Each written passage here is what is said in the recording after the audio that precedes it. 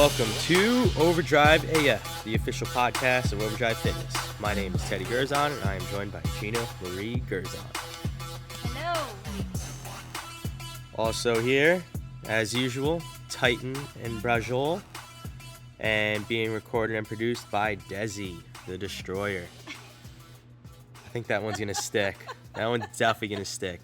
Throw some pasta against the wall, see what sticks. Desi, the Destroyer is definitely not coming off the wall. Gotta get a new business card.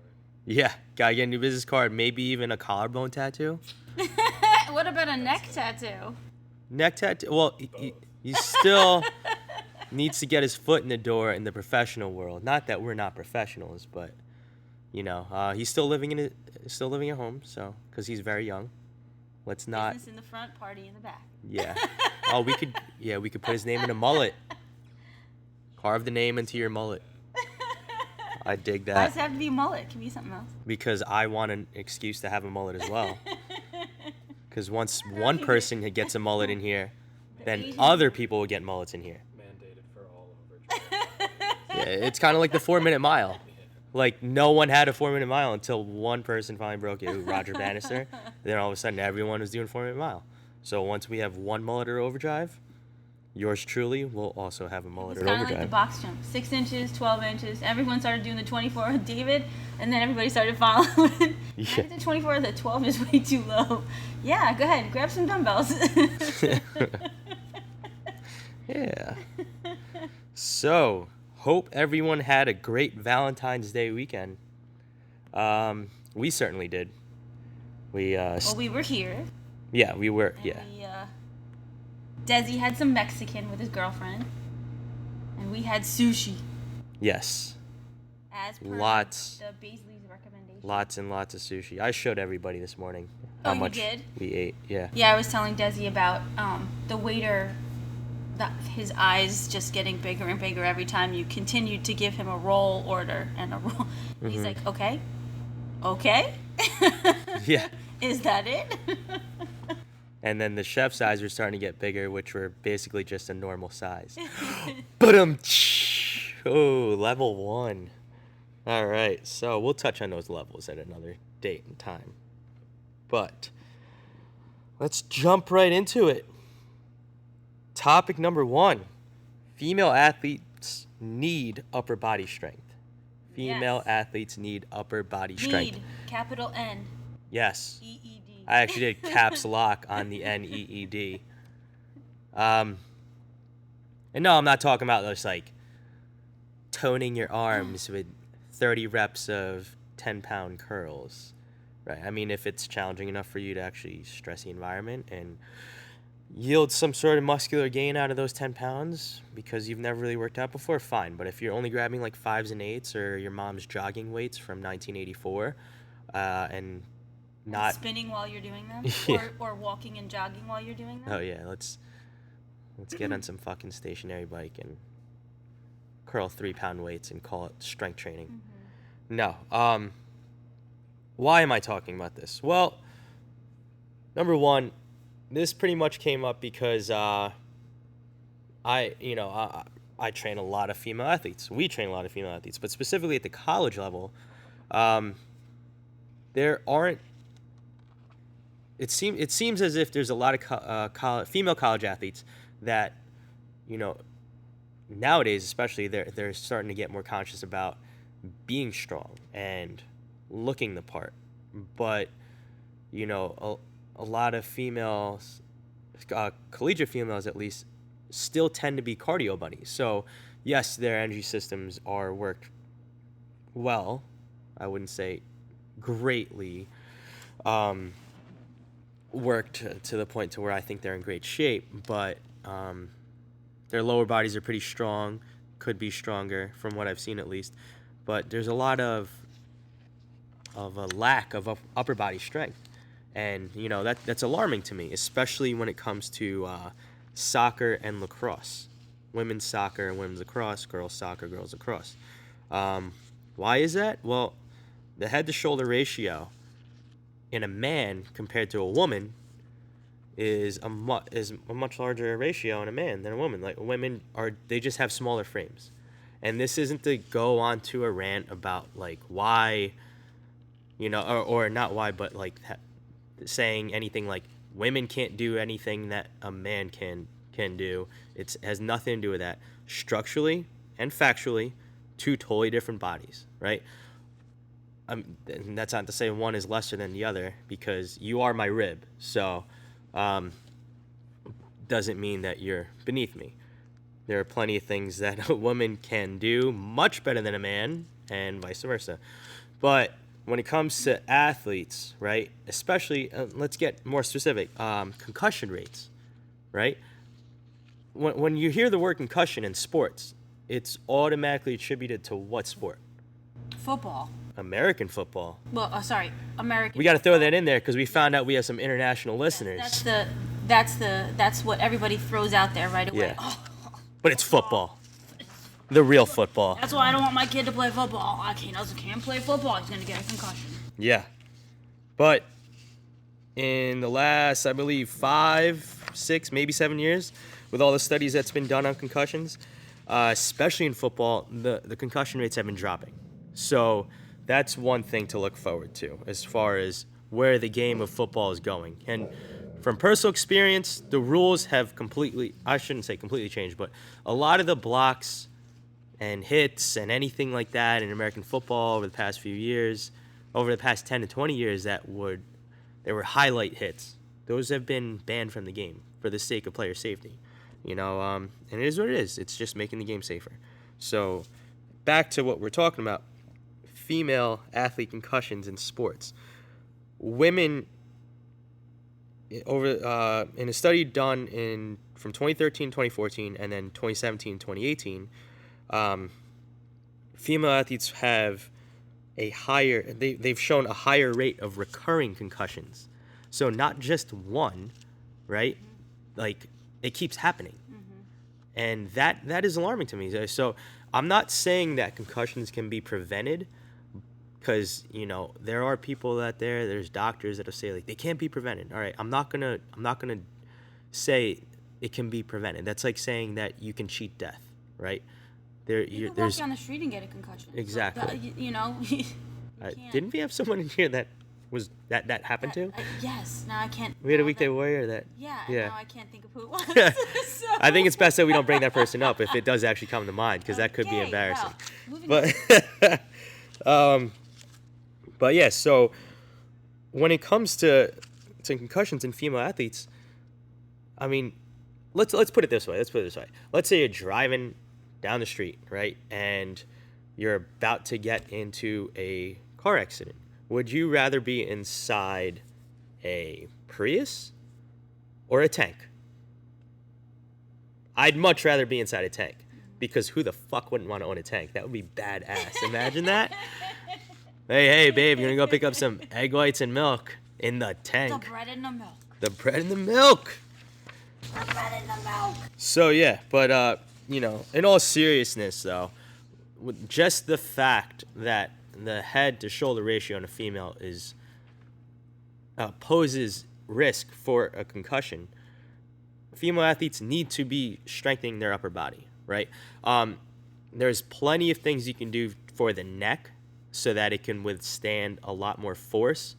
In the game of soccer, all those headers, those 50-50 balls, you have two players going for the same ball in the same spot, coming from two different angles. They may be coming head-on or slightly at an angle, whatever it is. Once they leave the ground, right, the inertia after the force of impact, once the bodies collide, are going to create forces going in different directions. And once they collide, their heads could bounce every which way, really. But if the muscles aren't strong enough in the neck, in the traps, and in the shoulders to eccentrically decelerate the head, rapidly moving in the opposite direction upon contact, you're going to get a concussion. Same way you would get it simply with whiplash. And same thing in lacrosse. Women don't wear helmets in women's lacrosse. That I'm not willing to say that that's the reason why girls lacrosse and women's lacrosse has a high concussion rate. But, these collisions in a sport where you're not allowed to collide, you know, or at least have those violent ones, it makes you susceptible to concussions. And So and the sad truth is that there are still collegiate female athletes not strength training, and all they're doing is cardio or band work. or band work, fucking which mini is bands. corrective and Can't be supplementative. can't be the so only thing you're doing. No. Ridiculous. And who have we interviewed recently, and had assessments with, what sports? Oh, recently? Recently, Like yeah. within last week, the athletes I had come in? Yeah, female athletes. Oh, yeah. Both So I had, all had concussions, previous concussions. girls basketball, girls soccer, and girls lacrosse. There you go. Basketball, soccer, and lacrosse. Mm-hmm. They were all females. Nobody said anything about American football or football. Mm-hmm. Right? One of our own And- trainers, for lacrosse player. Yeah, one of our own coaches, lacrosse player. She said she's probably had at least 4 to 5 concussions in her lifetime. That's scary. That's scary. Mhm. And she's a beast. One of the best athletes we've ever coached. And she can play lacrosse, she can play basketball, she can play soccer, she can play all those sports. I believe she's a 4-time kickball champion. And that too. Hello. Hello. But yeah, I mean, just looking at the numbers, right? Higher recurring concussion rate than football, boys ice hockey. But overall, when you compare just the two sexes between the two sports, it's at it's 9.3% for girls sports compared to 6.4 for boys sports. Mm-hmm. I mean, come on. And what sports are leading those categories, or the women's category at least, the female category? We're talking lacrosse and what is this? Oh, so lacrosse, soccer, Girls not in field that hockey. order, and field hockey is actually one of the top ones. Mm-hmm. These numbers and these stats, these facts that I'm reading off of, straight from the official journal, the American Academy of Pediatrics. I'm putting the emphasis on the wrong syllable there. I almost said academy. Academy. We know where you're going with it. Yeah. Student I'm getting athlete. excited. I'm speaking too fast. Student athlete, yes. Yes. So, yeah, simply put, girls, women, ladies, strengthen your upper body, right? So, if you were to train here, there's no way you're avoiding it. And it doesn't mean like you're going to come in here and just do 3 sets of 10 lit pull downs. No. We're going to bench, push-ups, chin-ups, overhead, some sort of raises. We may even, if you're at serious risk because you look so frail to us, we might even start throwing in some neck isos, some eccentric neck movements, and it's very important to train the neck because the muscle fibers don't just run up and down, right? You have to train them in all 3 planes because there are some of them that actually run diagonally and wrap around, right? I wouldn't know that if you didn't help me with the anatomy. Almost didn't pass that. That was the one section of fitness that in all my tests that I struggled with, but helps having your expertise It's all behind me. multi-directional. Yes. Multi-directional.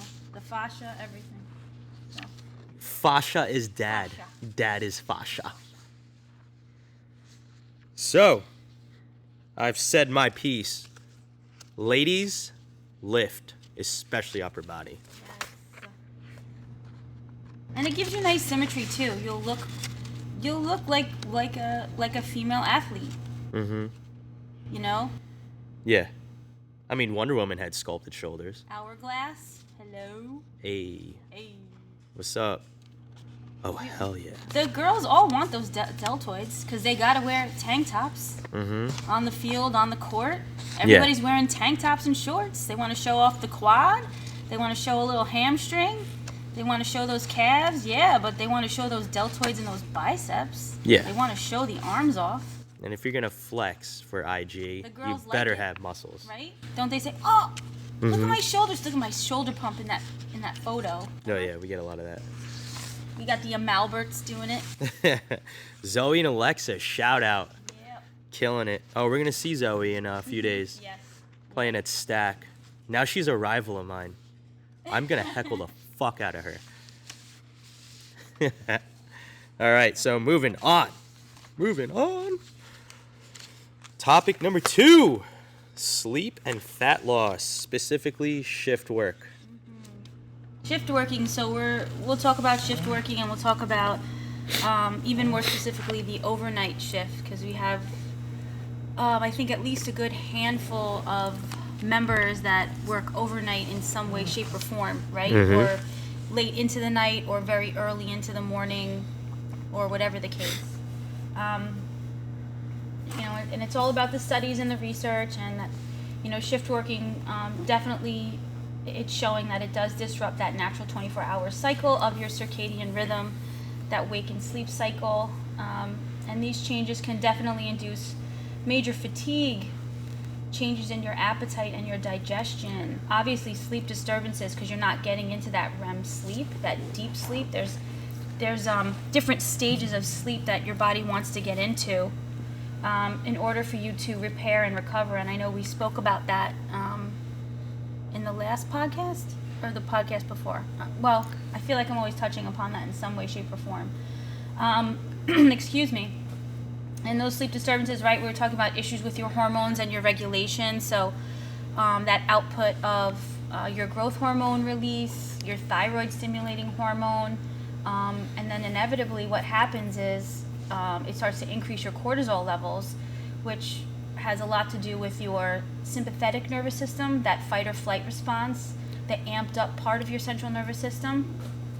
If that's always on overdrive and it's not allowing you to quote unquote rest and digest, that parasympathetic nervous system, that part of your central nervous system, everything can go out of whack. And it's kind of like a cascade of events, and it becomes cumulative. So you're more vulnerable to weight gain, which is obviously the topic of this podcast. Definitely some chronic diseases like type 2 diabetes, cardiovascular disease, and the scary part, again, too, is, and again, we've spoken about this in previous, greater risk for like heart attack, stroke, and even sudden cardiac events. So it just scares me. It scares, and look, I know we work a lot too, but we get our naps in, we try to get our naps in as best we can. We get as best of sleep as we can, and we get our naps in too. The studies do show that shift workers definitely burn less calories. Your basal metabolic rate definitely drops. Your eating patterns are much more random. So there's a lot of snacking at the vending machines. The hospital workers, the cafeterias usually close. If you're not packing your meals, you're running to the vending machine and you're snacking. Okay? And normally with that, right, you have less meals. They're not planning their meals, and then the more snacking happens. And then we're usually snacking on things that are going to make us feel better, give us that spike.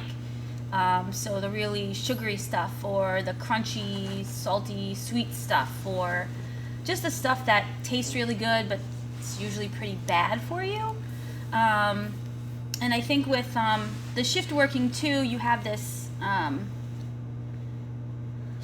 kind of, a lot of, I know we don't have children yet, but what I'm saying is a lot of our families too, you kind of almost feel like you're missing out on social events, you're missing out on family time. So any days off that you have, instead of you maybe trying to get in a little bit extra sleep or getting in a little bit extra activity, you want to plan more time with your family, so that kind of pushes everything else to the side. I mean, look, balance is going to be really important, and balance for you might not be balance for the next person. So we need to find that structure and that balance, okay, within each person's individual schedule. And like I was talking about, with that lack of sleep, or that lack of deep sleep, adequate sleep, so sleeping through the night, you right, that hormone disruption, so your body naturally spits out an increased amount of your growth hormone, your thyroid stimulating hormone, that kind of stuff. Your cortisol levels will naturally increase because there's such disruption and you're trying to always play catch up. So we need to focus on trying to get that better sleep. And then different hormones that help kind of to regulate your digestion, these hunger signals that we have, and your appetite. So the hormones leptin and ghrelin, and we can get into that more specifically on another episode, but they become all out of whack too. So that fatigue, that lack of sleep, that lack of energy, your body's gonna say ding ding ding, okay, it's time to eat because we need energy. And at that point you're like, well, let me just grab anything. You're not necessarily grabbing, the hummus and the veggies. You're grabbing, the Cheetos, the Skittles, the Twizzlers, the honey roasted peanuts, the Snickers bar. I mean, I know, I don't want to say anything. Snickers is going a after all household my name too vices. with us because Teddy loves them, huh? So What you're happened? attacking me. I know. Do you feel attacked? Extremely. Do you feel, or yeah. I'm vulnerable Okay, right it's now. 2020. I'm in a cutting phase.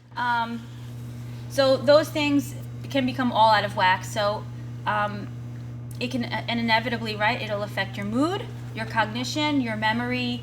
All of that can suffer, guys. And then you just become somebody who people don't want to be around.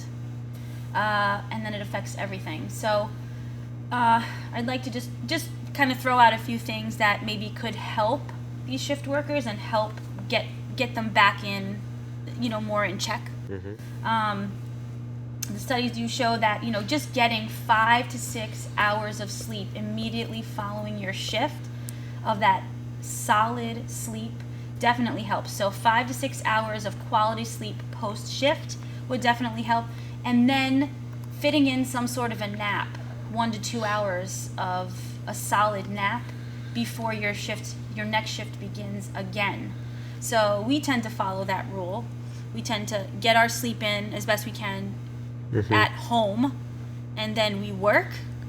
And then if we get in another nap during the day at some point, we do that. We do our best to do that. Especially if I only have time for a nappuccino. Yes. But I wouldn't suggest the nappuccino post-shift. I would suggest the sleep post-shift. Yeah, especially also if that nap's going to be an hour or 2 hours. Yeah. Definitely not a nappuccino type of nap. So, of course, focusing on getting that 5 to 6 hours of quality sleep. And when we prep for sleep, no TV, no internet, nothing flashing, no flashing lights. No Nintendo, no Sega. Yeah, no crazy video games or electronics or whatever.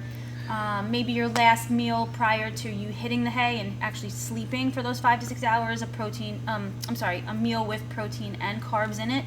And that'll just help to induce those amino acids and the good neurotransmitters like tyrosine, serotonin, the things that are going to help you kind of calm down. Tyrosine will kind of change over to tryptophan, and then, like people say, oh, Thanksgiving turkey, oh, I'm going to fall asleep. Well, those foods, the protein, will definitely allow for those good hormones to kick in, and that kind of sedative to happen, that sedation to happen, that slow release of those good hormones to help relax you. And then even just prepping your meals. So getting used to prepping your meals, for several days at a time, or even that Sunday prior, or whatever the case. So, prepping your meals, packing your meals, your snacks, your water, hydrating really well. Dehydration is another factor for a lot of the snacking too, because we are mostly made up of water. And then packing those meals, getting a protein, a carb, and a fat in each of those meals and snacks. Quality protein, quality carb, quality fat, quality food. All right, so and then plan for exercise, guys. Even if right now, if it's twice a week, that's 2 times a week that you weren't getting before. It could be a walk outside in the sun, 20 minutes, 15, 20 minutes of daylight, of sunlight, even morning sunlight. So when you're just getting off the shift, getting in that 15 to 20 minutes of walking, just being in the sun, just getting that vitamin D, Vitamin D has definitely been shown to help with your mood as well, and weight loss, and so many other things, and we'll get into that in another podcast. But those several things will help. And again, look, we have members here that work in the emergency room, the OR, overnight in government jobs, and overnight in the city. Like, just, we have all different types of working class members in here that work, through the shift. So start to think about those things, guys. I mean, it helps us a lot. Preparation is 80% of the battle. We just gotta get it done. And also too, like, look, don't stress over the things that you can't control. So at some point, if there's just certain things that they just are what they are, we just have to accept. But don't use that as an excuse to say, oh, well, I just couldn't get my exercise in again. And, oh, well, I just had to have that bag of chocolate-covered pretzels, unless they were from Chocolate Place. But Yes. We don't sell bags when we make everything. So, Fact. yeah. Then again, quality of foods, protein, carbs, and fats in each of your meals. Listening to your body, listening to your hunger signals. Is it exhaustion, or are you really hungry? All right, so those are some. Or do you have a habit of stuffing your face constantly like I do? Which is also the problem, the snacking. Mm-hmm. It's the boredom, it's the snacking too. So like shift working too, so if it's an overnight shift, whether you're in the hospital, look, there could be crazy insane nights, because I've heard it from members that it could be literal insanity, or there's plenty of times where it's dead and you can hear, all you hear are the crickets. So that's when the boredom instills, and then they snack, and they snack, and they snack, and they're on their phone, and they snack some more, and they talk. Mm-hmm. Before you know it, they've eaten half the vending machine, they didn't eat their meal, but they're still exhausted, and then they're wired when they get home. So we have to find some sort of rhythm in the insanity of that. Try to put the pieces together and figure out what's going to work best for you, and then just let it ride. Get your sleep, prep your meals, stay off of the devices. Keep your room nice and dark, and they do also say wherever you are sleeping to keep it a little bit cooler, in like the mid 60s or so, to allow your body to just be at peace in that sense. Where too hot of a room, you will wake up. That actually aggravates you. So we want to stay cool and relax and cool, quiet, and a nice dark place too. All right, so I said my piece on that one. All I heard was some Game of Thrones villains there, tyrosine, tryptophan, and whatever else he said. What do you mean? I'm we were kidding. Talking about the sexy train is leaving the station. Check out that hot caboose. Desi, but Yes, we are Brooklyn obsessed with Nine-Nine. Brooklyn Nine-Nine. It's our escape. While we mindlessly It's all about confidence. watch some TV every night, about 30 minutes, and then crush our dinner at 10 p.m. and start it up again. Yeah. All right, so what's next? This week's episode brought to you by Pest MD. If they ain't paying rent, they gotta go. You gotta go. Free estimates as long as you mention Overdrive AF. Reach out to Mike, owner-operator of Pest MD. His number is 845-825-7254. Also find him on the gram at PESTMD, PestMD. Yeah, I mean, it's Groundhog saw his shadow or whatever bullshit it was. And he's saying, oh, we're having a short winter, spring's coming early. All right, so, I mean, we've already heard from people that come in here. It's because it's starting to get warmer, or at least nicer a little bit sooner, they're starting to have some sort of pest problem. So all the more reason to have Pest MD sponsor this week's episode. Mm-hmm. Here in Rockland County. Wow, did that cat really just sneeze? Amazing. That was a violent sneeze. Corleone. Yep. Special guest appearance by Don Corleone. Rockland County, especially a lot of the houses around here have slab foundation, and within those types of foundation, we've heard a lot of people have the problem with the citronella ants, the flying ants. So we're approaching that season. Hit up SMD, get your estimates on whatever you may need removed humanely from your property. The ones that cause a problem, he gets rid of. And the ones that are just trying to find a home, he will humanely relocate them. Correct. So, Mike is awesome. yes, he is. He listens to your needs and he does what he needs to do. And he'll be there promptly. Yes. Kid, he doesn't sleep. You don't talk about us not sleeping. That guy doesn't sleep. So, anyway, on to our last topic. Couples be training. Shout out. Yeah, Jinx, buy me Coke.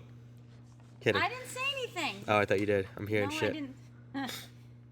All right, shout out to all the couples training at Overdrive. Yes. Let's list them off. Teddy, go. The Baisleys, the Ginettas, the Seltzers, the Sullivans. I did that in alphabetical order unintentionally. We're definitely missing a few. The Gallaghers. The Gallaghers. Wait, yeah, we are missing. Grace and Jim. Yes. Oh, goodness. The Martells, the newly That's the Martells. joined Martells. Gosh. We have so many couples here training at Overdrive. And let me tell you something. The handful of love connections that we've had created at Overdrive too. Yeah, so we have a lot of couples training here, and couples who train together stay together, as they say. There's got to be documented research on that. Yes. Because we're all about the research. But yeah, so let's definitely give those shout outs to the Baisleys, the Ginettas, the Seltzers, the Sullivans, the Martells, Jim and Grace, the Gallaghers. Gosh, I know we're missing people. Oh, Why are we missing people? Pat and Julie. Oh, Pat and Julie too. There's more. Whoever we didn't mention, just know that we are giving you guys props. You guys are getting your workouts in sometimes twice a day. Yeah. Whether you're here together or not, bringing the kids here so that you can get your workouts in. The Stendardos. Thank you, the Stendardos, the whole family. You're doing a lot more than a lot of other people. And when we train here, you guys, it's not like you're just running on a treadmill or doing some non-functional stuff. You guys are really training smart here and training well, and you're proof. And you know what? It does enrich the connection.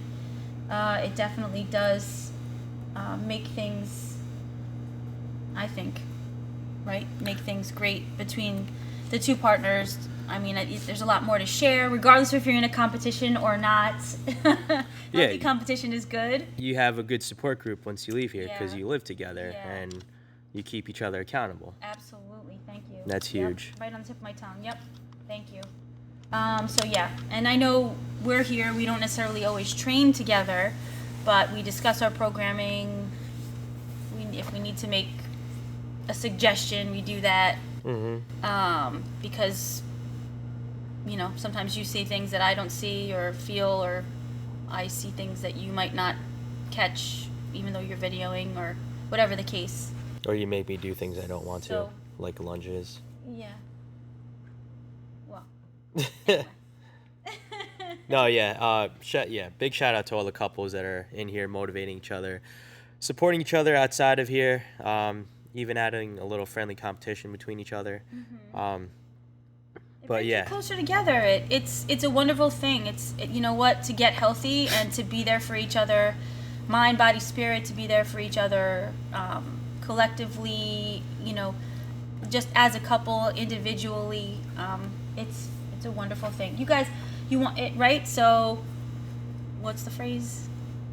When you look good, you feel good. Oh, when you When feel you feel good, good, you play look good. Sorry. No, when you look good, you feel good. When you feel good, you play good. When you play good, they pay good. There you go. But when you feel good, and you look good, and vice versa, and when you look good and you feel good, it reverberates out into your world, right? So everything that you do, people have and when people start to see all of your hard work, and that's what I'm hearing a lot lately, even within the past several weeks and several months, people are coming in and saying, "Oh my God, my coworkers have noticed this, that, and the other thing. My arms. Somebody told me my butt looked really good." Who told you your butt looked really good? I am repeating. I'm kidding. I'm repeating. But and even the guys that they're saying that people notice that I'm looking leaner, that my shoulders are starting to pop, or my traps are showing, or even with the ladies too. I mean, I see things, and the guys also. I mean, like when you're watching people's bodies move, you see the difference. They're starting to carry themselves differently, even the way they walk, and that has such a physiological effect on you positively, right? So that carries itself. I mean, it goes out into your world. So everything that you're connected with, it has a positive effect on. And you know what? You start to inspire people. We had a video testimonial being done here this morning, and one of the members that I've been working with for a very short time, but she's made such amazing progress, and you'll see the videos soon. Another member that has just begun within the past couple of weeks, I think, was actually watching the video testimonial being shot, and just told the other member whom the video was being shot that she inspired her, and they're within that same age bracket, and it inspired her so much that she's even looking forward to the journey even more so now. So the point is that when you're going through this, and husbands and wives, girlfriends, boyfriends, whatever the case, your partnerships, I love this too. We even have siblings training together, co-workers training together, so in a sense that it is still families, it is still a partnership, right? You're still working together or living together. You guys can hold each other accountable. You inspire people. You don't realize how much you are inspiring them just by doing what you're doing and being who you are and being that transformation. So it's really nice to be a part of that and to house that feeling and that attitude here. Don't you think? Yeah, no, like this morning, for instance, there was a lot of motivation and cheering on for. We finished the workout today. What'd you program? It was single leg.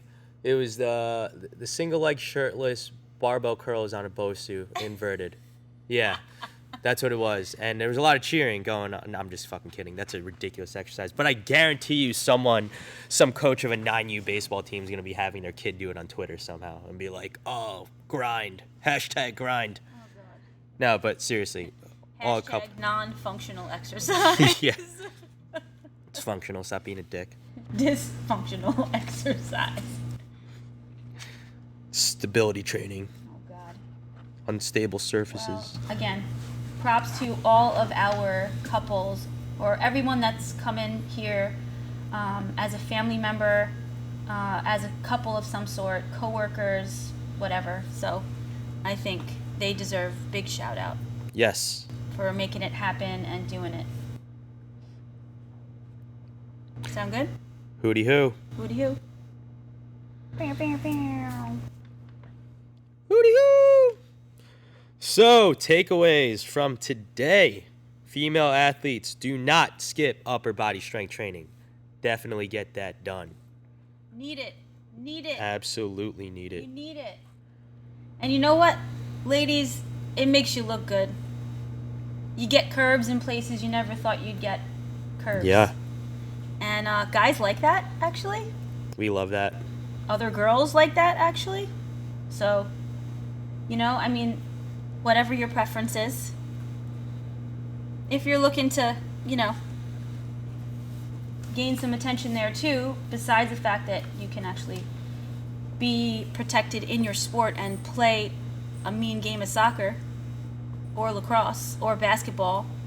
Be feared on the court. Fierce and feared, right? You want to be able to intimidate your opponent too. Shit, she definitely works out. Shit, she definitely hits the weight room. Mm-hmm. That intimidation factor is big. Oh yeah. Big, because you know what? You get in people's heads. Yeah. The psychological, especially in this generation, the psychological factor, getting in people's heads, just because they're so in their heads. So there you go. Free real estate. Boom. Thank you. Boom. Sleep and fat lost. Sleep and fat loss. We honed in on the shift workers, specifically the overnight workers. So that shift working definitely disrupts that circadian rhythm. You will naturally burn more calories, but what can we do to prevent the weight gain and the possible dis-eases is, getting that 5 to 6 hours of quality sleep, possibly getting in that 1 to 2 hour nap right before your next shift begins, prepping for your meals, including a protein, a carb, and a fat, quality food in each of your meals and snacks, preparing ahead of time, shutting those devices down at least an hour before you do go to bed when your shift ends and after you eat that meal. That meal right before you do take that 5 to 6 hours sleep or slumber, having a protein and a carbohydrate, include plenty of hydration. And then, of course, guys, planning for some sort of exercise. If your schedule doesn't allow for quite as much as you had in the past, at least right now, try to do your best. Try to do your best to get something in. Cardiovascular and or strength training, or a combination of both of those things. Try to make it more than what you're already doing. And, and don't stress over the small stuff. Don't stress over the things that you can't control. So try to be mindful in creating a plan and creating some sort of structure. And you know what? Make yourself a priority. Absolutely. Big shout out to our sponsor, PestMD. Thank you. Mike. We love you, Mike. Yes. Mike is my boy. Yeah. One of my longtime friends. Not the reason why we're shouting him out, but the guy does. He's always a solid dude. Yeah. I wouldn't be friends with someone for this long if they weren't. Such a stand-up man professionally and socially as a friend. So, you can definitely trust him in his business. Yes, definitely. That's why I said he's a solid dude. And then couples be training. Couples be training.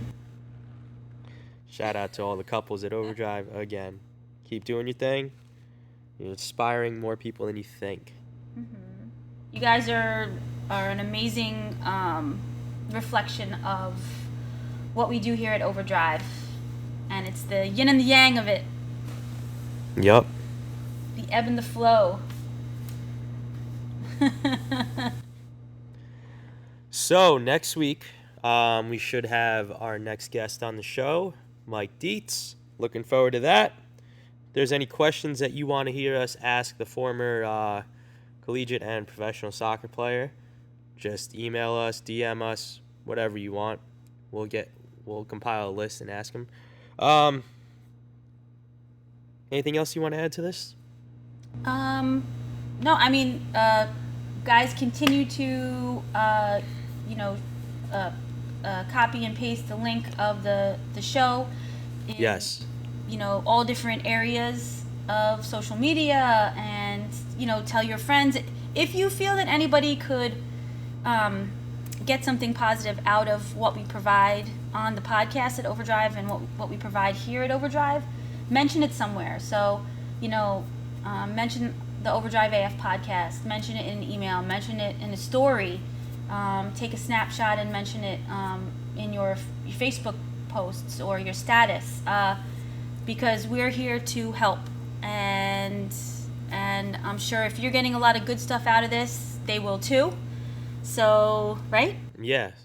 And don't forget to subscribe. leave a 5-star review. And thank you, because people from not only the United States but Canada, Europe, different parts of Europe. People are listening, so they like what we got to say. Surprising. So thank you guys. Mr. International, Mr. Worldwide, from like Rockland's Pitbull. What does that make you? Maybe it's Titan and Barrage. Maybe they like watching Titan and Barrage, and we're just kind of like. But I'll take it. I'll be second fiddle to the dogs. I guess I'm third fiddle. Us, Teddy. But yeah, tune in next time for our next show. Thanks for tuning in. Looking forward to hearing from you guys about what you want us to ask Mike. And we'll catch you on the flip side. Yep.